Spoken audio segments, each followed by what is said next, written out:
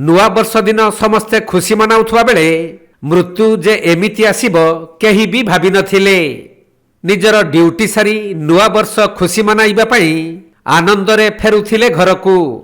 आउ बाटरे पेट्रोल टांकीरू गाड़ी रे तेल भर्ती करी रास्ता पार्श्वरे किछि समय पई छिड़ा होइथिले।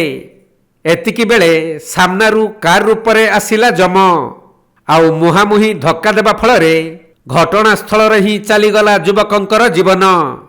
मयूरभंज जिला कप्तिपदा थाना कप्तिपदा ठाकुरमुंडा रास्तार पुराणा पानी पेट्रोल पंप निकटरे घटिछि एहिपरि मर्मन्तुत दुर्घटना।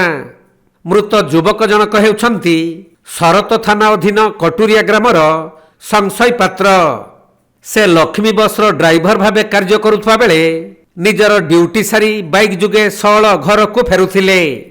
तेबे पुराणा पानी पेट्रोल पंप रे तेल भर्ती करी रास्ता पार्श्वरे छिड़ा होइथिबा समय रे शरतरू कप्तिपदा अभिमुखे आसुथबा एक कार द्रुत गति आसी तांको मुहामुही धक्का देइथिला। तेणु अति गुरुतर अवस्था तांको मेडिकल को निया जाइथिले भी डाक्तर तांको मृत घोषणा करिथिले। खबर पाई पुलिस घटनास्थल रे पहुंची दुर्घटना घटाइथिबा कारटी को जबत करिबा सह ड्राइवर को थाना रे अटक रखी तदंत करुछंती।